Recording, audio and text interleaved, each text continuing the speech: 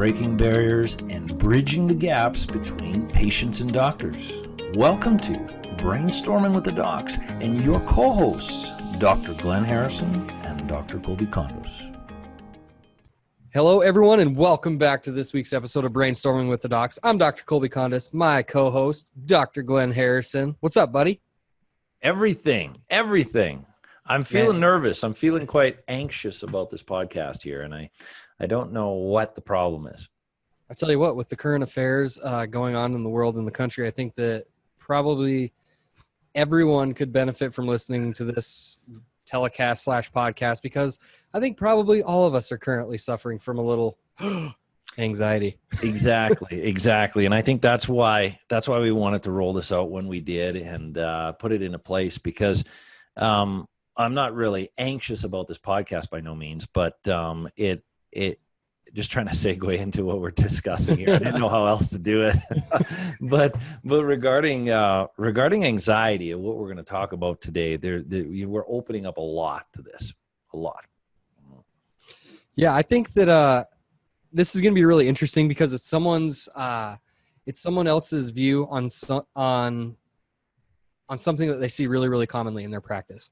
I think that when you and I discuss things so frequently, it kind of gets beat at the same kind of key points, or from the same viewpoint, where I view it as, okay, this is what I would do. This is what I would look for. I would look at addressing this and this and this. That's but right. That doesn't mean that that's the only way of getting to a specific point or for helping someone manage a specific condition. So I think that this will be a really good opportunity for someone to have someone else's clinical insight and someone else's opinion. So yeah, exactly. And I think we look at the problems from a similar aspect, and getting somebody in like this in this interview, it was really, really exciting to see how there was that aha moment, or like, I've never even thought of it that way, and a different mind, a different brain, and a different practice, looking at the same problem with a different set of lenses. So this is really exciting, this interview.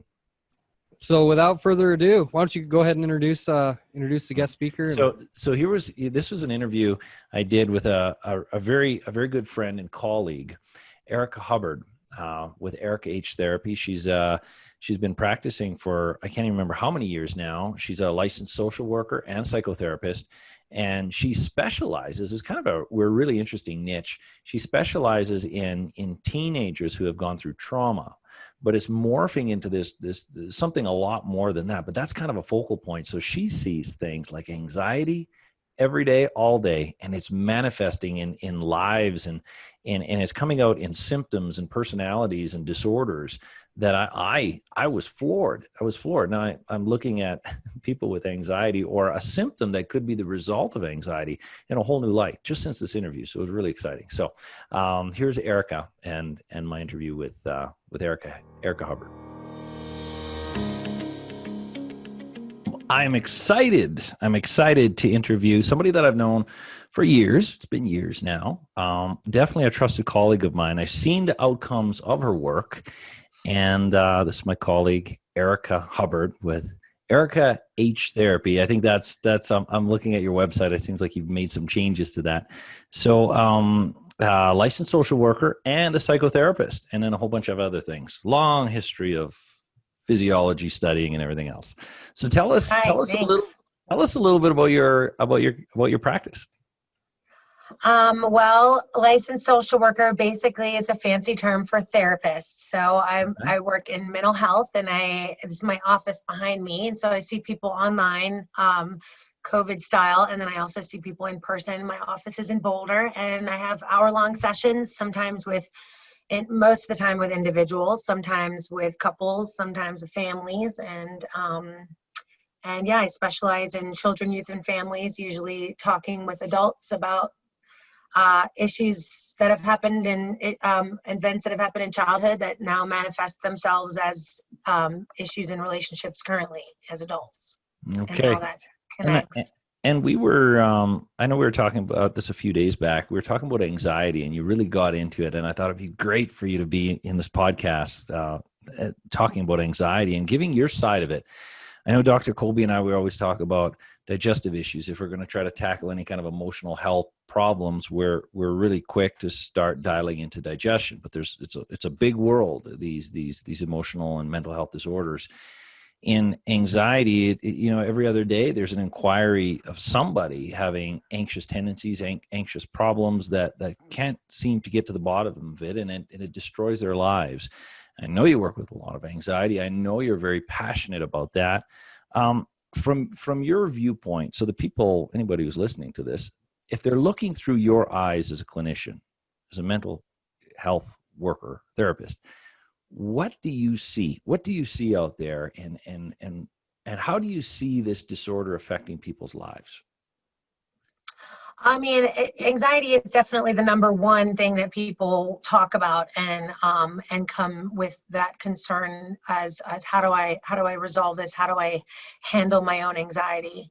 I definitely have a couple ways that I work with it, but I usually use these weird metaphors that kind of come to me as far as, and they work. But a simplified version of anxiety, I guess, would be that it's darkness. And so it's basically if you were to walk into a dark room, if you've ever had one of those cameras, or if you've seen on a TV where you can see somebody and how they act in the dark in a very, very pitch black room, normally what it looks like is that they're bracing for a low-hanging, branch or a cobweb, or moving their footing around, considering that there may be some hole that they're going to twist their ankle in. It's basically this unknown dark room. And so what happens is that when we don't know what's going on, we never know the future. We never know what's coming up next. But the thought of that and the what ifs that happen, if you ever want to know who's talking in your head, anxiety is always going to start the sentence with what if. And so what if, yes, what if all these things? We could go on and on and on. Those what ifs could actually give us analysis paralysis. They end up basically freezing in this dark room and not able to move forward in life based on the fact that the anxiety has now overrun them. Their what ifs have just gotten so big. The room is so dark that they don't authentically, if you think about how you would walk into a pitch black room, you wouldn't walk into a pitch black room authentically yourself.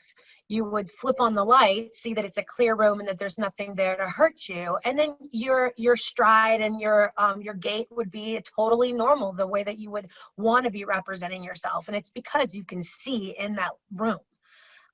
Because the what ifs consume us, and then it seems like we're just always walking in this dark alley, we end up not being authentically us. And so we end up either freezing or using fight or flight response, being really, defensive, or, and defensive. I use the dark room analogy because it's like, your hands are up, you're trying to brace yourself for something hurting you.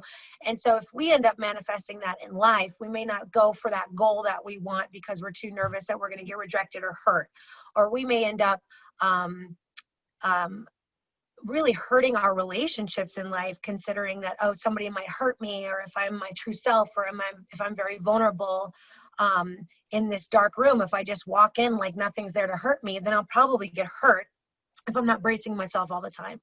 And so the reason that analogy kind of works for everyone is because what that bracing looks like in relationships in life, in goals, and being authentic, and then feeling good about your actions and behaviors, is it really affects people so much that they end up coming in here going, I'm consumed with the what if. I'm in a dark room all the time and it's affecting my life.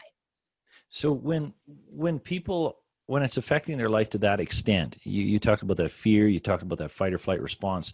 Do they become inhibited? Do they pull away and disengage and withdraw from life? Is that one thing you see? Oh, absolutely. I mean, it manifests sometimes just as lashing out. If you can think of like an animal that you adopt from the pound that's been kind of beat up by roughness and that their history has had, they don't know what the future holds. They may be adopted by a really loving family, but it may bite people for the first couple of weeks because it doesn't know if it's going to be hurt or not. So some people manifest in anger. Some people manifest in complete frozen. They want to, apply for college, but they don't because it could be rejected. And my answer is always kind of grim. It's like, yeah, and you could leave right now and fall and break your neck. Like sometimes we have the illusion of we know what's going to happen. We can set up our lives enough where we can feel safe about what tomorrow brings.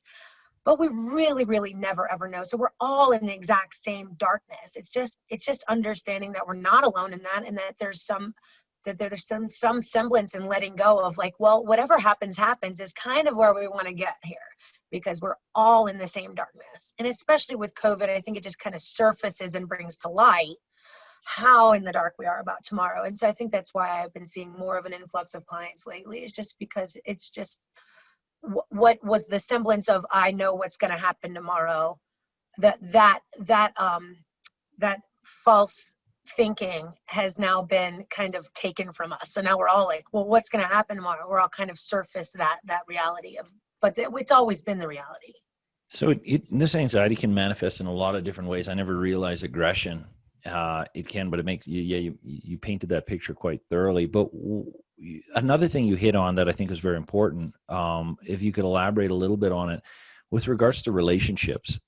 I've seen people that had a hard time, bipolar disorder and anxious tendencies come in my clinic, and one of their problems is they have a hard time to maintain any kind of intimate relationships, or they have problems with everybody. How does that play in? How does anxiety play into the relationship component? Well, of course, I don't even need to go over again. We can see what, if I were to manifest my anxiety into some sort of fight or flight anger, we can see how that would affect relationships really, really obviously, right? But then if you think about the analysis paralysis, or the freeze response to anxiety, just I'm in a dark room and I am so scared that I can't even move. That sometimes just looks like a withdrawn personality in a relationship, and the other person's trying to kind of connect with them, but then they end up being so frozen in connection ability that it really takes a lot of bravery, and a lot of like, it's okay that I don't know what's going to happen. If I give my heart to this person, I'm going to have to just go with the fact that they could either break my heart or not. We don't know what's going to happen, and all of us are in that same boat. Some of us are just more adapted to the fact that we don't know, and therefore kind of braver. It's like, if I grew up blind, I probably wouldn't act the same way as if I all of a sudden had the lights off. That's right. So what do you find are triggers or causes of some of these things? Is it like some abuse in life? What do you see any patterns of someone saying, oh, 10 years ago was fine, but then 5 years ago, everything just got bad? Do you see any kind of milestones? For sure. So there's the attachment theory, which I love and always cling to, because I'm waiting for something to prove me wrong about it, but so far none. But basically, if I grew up in a household where love looked a certain way, it could be that mom and dad fought all the time. It could be that mom and dad never fought. It could be that mom and dad were hovering over me all the time, but never really asked me about me. And so I never got connection really a lot about that. It could be that my dad left. It could be that, it could be so many different things. Whatever felt homey, or whatever was my home environment as a child, ends up being, whether it's dysfunctional or uncomfortable at the time in childhood, somehow in adulthood will feel homey. It doesn't mean that it feels comfortable. It just reminds me of something that I'm familiar with. And so what we'll see is, if 10 years ago I was fine, it may mean that I wasn't put in I was in a situation that felt homey. If I was in a bad relationship with my parents when I was a child, and then was in a bad relationship 10 years ago, I may have been fine through all of that. But then let's say suddenly I come up with a good relationship, an attachment with someone that is actually really, really functional. That feels uncomfortable. I don't even know how to be loved functionally. That could sometimes result in I don't know how to do this functionally. And I can feel uncomfortable. As weird as that seems, you can tick all the boxes, but still I don't know how to interact in that. So I may become completely frozen in that, or I may come up with reasons to be really angry with you because I want to sabotage it because I'm really used to fighting. So I want to try to fight with you as much as I can. But then I see that as an adult and I think, oh, I don't want to ruin this relationship. So people will come in going, I don't know what my problem is. I keep picking fights with this person. They seem really good. They're ticking all the boxes. What's wrong with me? And so where I'm at is that I can kind of see those connections, things that people, you know, the number one phrase that makes my day, or that I hear all the time is, oh, I never thought of it like that. And that's kind of what I'm here for, is that perception switch. Have you had a few of those? I never thought of it that way today already. Oh, of course, all day, every day. But what happens when, oh, I never thought of it that way. I never saw it like that. What did I just do? I just turned on a light in darkness. Do you understand? And so that right there, just knowing and seeing how it is, relieves anxiety. And that's why therapy is really helpful with anxiety, is that because seeing the big picture, zooming out and being like, I'm not a freak. This makes sense. This actually is like it's like textbook makes sense. When it makes sense like that, you give yourself empathy. You can see a little more clearly. The next time you do it, you're like, I see why I'm doing this, which is way easier to stop when you're less emotionally attached in the moment. You see it from that objective view, and you're like, okay, this is dysfunctional and I see why I'm doing this, and this person doesn't deserve this behavior, and I'm going to do my coping skills onto how to not have that behavior so my relationship doesn't get ruined. The anxiety is just a little light that I kind of help try to put to the picture. So this attachment piece that you're saying, we can be attached to something good or bad, and when it gets disrupted, even if it's something that's good that comes into our life, if it's disrupting this kind of maybe this negative environment, we don't even know it's negative, but it's different, that could trip anxiety. Oh man, if I have something good, that's going to give me more anxiety than ever, because I don't want to mess this up. The fear of loss of something good, but I don't know how to take this precious thing and keep it okay. Is that kind of like when there's big changes in someone's life, whether that's moving, career, relationship, I don't know, anything. And yeah, why do you think that people say that sparks the most anxiety ever? It's because our autopilot goes off and suddenly we have to think, we all of a sudden go from that illusion of I know what's going to happen tomorrow, which never was the case anyway, because again, I could walk out of here and trip and fall and break my neck. But I have an illusion of control, and I have less anxiety about getting home tonight because I don't even have to think about where my home is. I know exactly where my home is. But let's say I wasn't staying at home tonight. I was going to go, to a hotel up in Aspen or something, and I had to find directions to that. My anxiety level would be way different.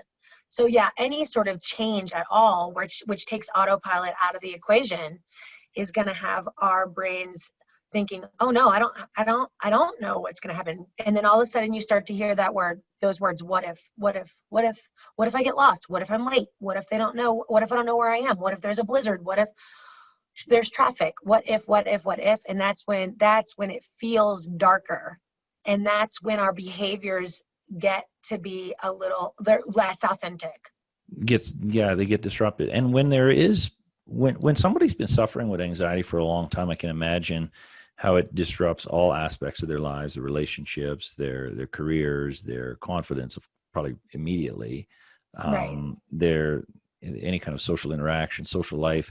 What do you see? What do you see clinically if someone, say, rolls into your office and then they say, I've been this crazy anxiety problem, if they even label it that way, for the last 10 years. What do you see has manifested in their life, and what do you see are common things that have been affected in their life, and how much of a decline in the quality of life do you see? If you could give us a snapshot of what that looks like. Well, again, to stay with the dark light situation, if you can imagine how different life would be if I switched on a light, and how much more brain space I would have if I switched on a light in a dark room and was able to just not even think about what if anything, because I can see everything that's going on, how authentic and free flowing I would be.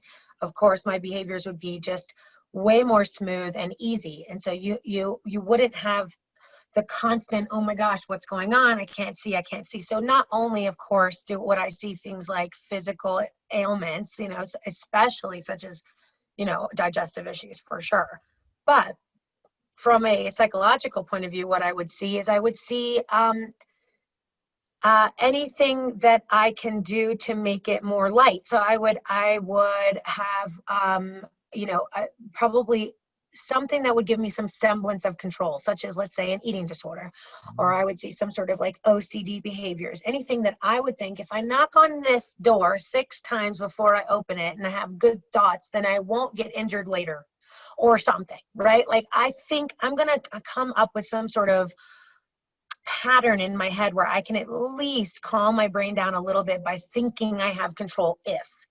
If I'm angry at everybody and I snap at everybody, then I don't get to get hurt. I don't have to get hurt. You know what I mean? If I just don't say anything and I just smile and take it, then no one will get mad at me and I don't have to feel anybody's aggression towards me. It's just like, it's an illusion of control that we create. Is we want control so bad. We want light so bad in that dark room. So I really see just so many manifestations of what feels like control. And then of course it's not real control, right? Like, me knocking on a door doesn't do anything. Me being quiet and never having an opinion hurts me inside, right? Me being angry at everyone and never accepting love hurts me and everyone around me. And so you can run from this stuff, but you can't hide. And so what really, unfortunately, is where I see where people are ready for action, because they're like, okay, it's gotten to the point where I've been running, but I can no longer hide. What do I do about this? So if someone's listening to this and watching this and they feel like they're in that point, getting to that point, what are other things where there's that tipping point where they're like, I can't take this anymore? What does that pain point look like? Because you probably get a fair bit of it. I know I get it in my clinic. There's something like they can't walk very far, or they get a bad lab score or something. Yeah, I guess it would require a certain amount of insight. The worst case scenario is, I feel like once there's an ultimatum or somebody has left, or they're losing relationships that are super important to them. Or they, are in that freeze period of time where they're not going to apply. They're fully equipped to get a job or fully equipped to go to college, but they can't go on because they're so nervous about rejection, or they start believing that they're as angry as they have been acting, and they really just start to get those they wake up angry. They can't find their happy anymore, is normally where I'm seeing people. But what I would like, is for the insight to be a little more preemptive before those bad things happen. And it's more of like, if you had 100% of your brain, how much is consumed with words like what if? And the first step to that is just hearing your own thoughts. And so you start to hear what if, and when you have questions in your brain like that happen as thoughts, I would like to say, to answer those questions, answer them. If leaving questions open like that, anything with a question mark behind it, leaving it with a question mark behind it, and then the worst is just following it with another question with no answers, it's really going to be more all-consuming, and without any answers, that anxiety is going to build. You've now had 4 questions, 5 questions, versus the first one, just answer it. What if? What if I don't get in? The answer is usually, I'll apply for another one, right? The answer is usually really calming and not horrible at all. What if I am nice to this person and they hurt my feelings? Well, I've had my feelings hurt before. I guess I'll just tell them they hurt my feelings. I guess because people will explore an answer, their own answer, and then it's kind of like turning the light up a little bit in the room. Not completely. It's like a dimmer switch, just a little trick. Yeah. Answering your own questions is exactly like a dimmer switch. Exactly. So, and then, yeah. Sorry. Oh, so if someone has been struggling, I get a lot of these in my office, and their world is, being compromised, and their life is being compromised, and they're looking for help, and they're listening to this, and they want to pursue you for help. What does that look like if they want to seek your help? Do they give you a call? Would you get them to read something? Would you ask them to go to your website? What would be, because it's got to take a lot of courage if someone hasn't had any kind of work like that, mental health work. What is the easiest way for them to kind of bridge that gap from like, okay, I'm not crazy, I'm going to get some help here, and I'm going to get on top of this? What would you direct them to first? I would definitely direct them to my website, erikahtherapy.com. It has all my contact info. It even has the availability to schedule something online without even talking to me. But what I would recommend is honestly emailing me through or contacting me through my website and just scheduling a phone consult. Talk to me for 10 minutes. Tell me what you're looking for. Do you want to do online? Do you want to do in person? What does your schedule look like? What are you looking for in a therapist? The truth is that I may not be a good fit for sure. I'm not gonna, as you can probably already tell, sit quietly and just listen. I'm gonna listen and I'm gonna interact and I'm gonna relate and I'm gonna give any tips that I have or give metaphors that I have and have you see things in a different way. Oh, I never thought about it like that.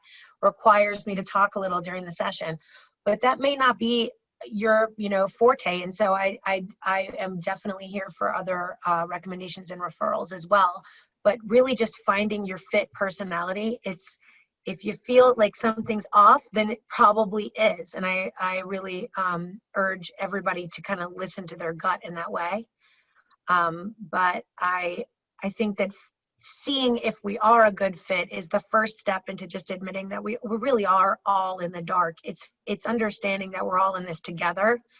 That honestly feels like you're not alone in a dark room, but kind of just with friends too, and I think that that's important.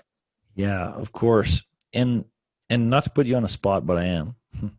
Sure. When people that you have seen, they come in and they start working with you and they're really in a dark place. Do you have any cases off the top of your head that you can think of that someone came in and a major concern was anxiety in what their life was in a very, very small, snapshot of a picture of what that looked like, and then where they are now after, both parties putting in the work and the labor and the time and doing the homework? I mean, yeah, it's really just what I find so much joy in watching people really be in the same place environmentally and circumstantially, but looking at it in a totally different way and being really okay with it. So really finding out, another metaphor I use is the light thing again is when people say, I can't find my happy. And then we practice things like finding the light, finding what makes us giggle, what makes us laugh, going towards that, taking one step toward that light. And then continuously doing that for a year. I have somebody that used to be in a really hard, major at CU and he hated it, and he was there because of his parents, and he resented every bit of it, and every single time that he would make a good grade, he would make hundreds every single test, but it wasn't as happy. He wasn't doing it for him, and so he would spend 1 second, okay, I made 100 on this test, and what's next, and just was never happy. And now is doing none of that, but has started his own business, and his dad doesn't approve at all. But his dad doesn't approve at all, but it really still every day gets to him about and so where he's at is that when he talks to his dad or when he makes the next decision, he thinks to himself, is this for me or is this for dad? And so we really try to find out, it's that level of insight that he's gained where it's like, it taps into his happy. Is this my happy or is this his happy? Right. And so every move he makes is this my happy? And in that process, his dad has gained so much respect for him and talks to him so differently, because this guy's being authentically him. He's no longer puppeteerable. Yeah. And so his dad doesn't do it. And so it's really, really cool to see that. So from this individual was somebody that was an academic in school, pursuing a path that maybe he didn't want to, but he was doing it to appease others, his father, and not being his true authentic self, and therefore not getting the rewards from his father or probably anybody in his life, and living in misery, to not that long of a time being able not be in that world, but starting his own business and being able to be himself and bonding more with his father and probably everybody else around him. Right. Being authentically you, turning on the light and doing that, the light walk, not the dark walk, right, is going to be where your happy lies. And that was just 1 year ago. So it's been really cool to see. That's awesome. Well, keep up the great work. Thanks for sharing that with us. And again, just to repeat that, and I'll have all your contact information, but the best place is to go to your website and communicate via website, and make sure it's the right fit. And Yep. yeah, ErikaHTherapy.com. Thank you for having me. you're very welcome. Thank you for sharing that with everybody. And I look forward to hopefully getting you on again. Thank you. All right, man. How was that? What a great interview. She is super articulate. I'm really impressed. Yeah, the passion just kind of bleeds out of her, especially when we started to talk about anxiety. And her and I had a discussion, this was weeks before, where I asked her to come onto the podcast for an interview. And I started to ask her, we got on the topic of anxiety, and she just went off, and I was like, well, we got to get this recorded. So she was willing to come on and get into this interview. But there's a lot to unpack here. There were some significant aha moments that I think we always get when we learn from people. One big one for me, I think, was the analogy of being in a dark room where the lights are dark. And the other one was she always said that you can suspect that the problem is anxiety if there's a lot of what ifs. If the client or the patient has a lot of what if is wondering about the unknown or something different, I guess. Yeah, or they fail to act because they don't really know. Like, it's like she said, what is it? Analysis paralysis, right? They don't know what's going to happen, so they never really act. That's right. That was kind of one for me as well. Yeah. And then watching life pass by, I thought that was kind of interesting. How if we're in that situation, we're scared to move, and then you and I were talking about this too. That if we're scared to move, well, what happens is our world gets closed in on us, and the moment something changes, even if it's good, like you were talking about this, even if it's good, if it changes, well, that's an unknown. And there's a massive anxiety, even if it's something good. So, yeah. It's one thing that was really interesting to me is, like, we always talk to it from a specific viewpoint, right? So we're always biased based on what our experiences are, what our education is. It's super nice to have someone else on here occasionally that has a completely different viewpoint, a completely different background, completely different upbringing, because then their viewpoint can, like, widen your perspective. Right. So traditionally I look at, okay, if there's someone that has anxiety, they probably are deficient in this neurotransmitter. They're having an issue making it here. It's produced in this part of the brain. With her, it was like, and I spoke a little bit about this with you as well, is like, we're always talking about getting to the root of the issue. Right. But what if we're not getting to the root of the issue? Mm-hmm. You know what I mean? So, they're having a deficiency in neurotransmitter. Why is that? Is there possibly something going on in their life that's leading to that? Do they suffer from poor interpersonal relationships? Are they stuck in a poor marriage? That's right. Are they, are their parents not the most healthy or helpful parents? So I think when we look at it, like, instead of sticking a Band-Aid on it, this could be something that's really, really valuable for people that do suffer from anxiety.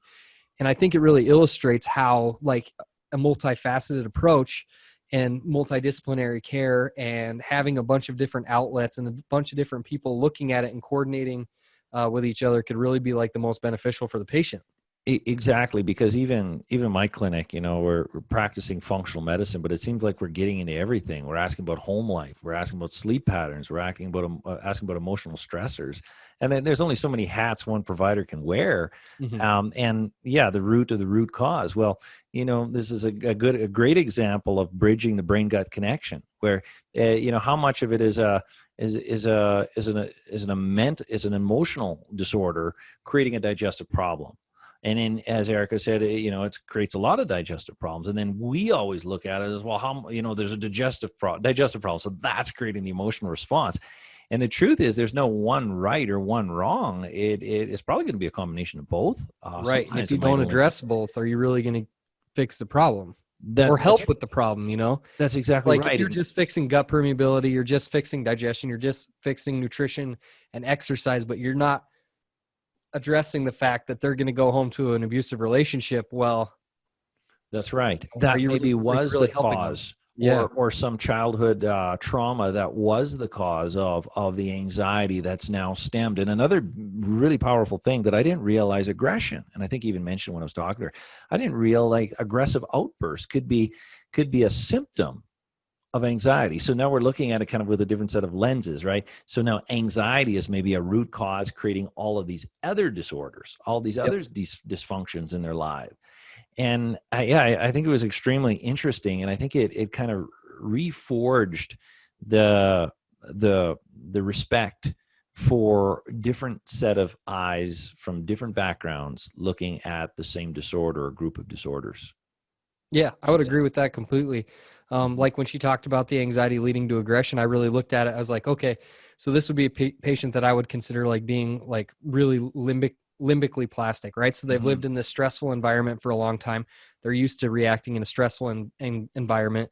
When you're stuck in that stress response, right, it's either fight or flight. So then if they're approached with something, their natural response is either going to be run away from you or combat you, right, to react with aggression. So it's funny too to me how like different eye sets see the same thing, maybe clinically call it something different, but same thing. You know what I mean? Yeah, exactly. This would be something that I would be, I wish she was closer.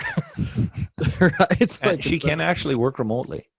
That's good. That's good to know. Yeah. So I think probably 80% of her clients are remote now, and she can she can cross state lines in her profession. Nice. Yeah. Perfect. So we should drop her contact information for sure in the description. If you have any questions or you want to reach out to us privately, our contact information is info at brainstormingwiththedocs.com. You can get on our websites, which is www.northlakescheropractic.com, or Dr. Glenn's, which is www.drgharrison.com. We have a Spotify channel, YouTube channel, Apple Podcast channel. You can find us on Facebook. We're all over the place. Yeah, we're all over. Yeah. If you have questions you'd like us to address or anything like that, or you'd like to reach out, we should probably put her website in there too. So we'll do that. For sure. As well. All of her information will be their website. The easiest way to contact her, and I think I mentioned it in the, she mentioned in the podcast, just in the interview, just go to her website. You can inquire with her directly, and she'll have a free, she'll have a free conversation with you at the start, just to learn a little bit about whoever's inquiring, and go from there. But her outcomes are actually remarkable because I see them. I've seen what she's done. So I definitely support everything she's doing, and she can change the world one person at a time, especially in this world of anxiety that we're seeing now. Yeah, pretty important, especially right now, right? Yeah, for sure. So, all right, man, until next time, we should probably try to come up with another guest, because I mean, they probably get sick at looking at us and hearing us. So we'll work on it. Having a new face and voice is probably nice to break up the monotony. So yeah, for sure. And also, even if anybody's listening to this and feels like they have something to contribute, a background in any different field of whether it's conventional medicine or more naturopathic medicine, yeah, we would like to hear from you. Yeah, absolutely. So get a hold of us. Info at brainstormingwiththedocs.com. We'll get back to you. Sounds good. All right. That was awesome, Dr. Kolby. I look forward to the next one.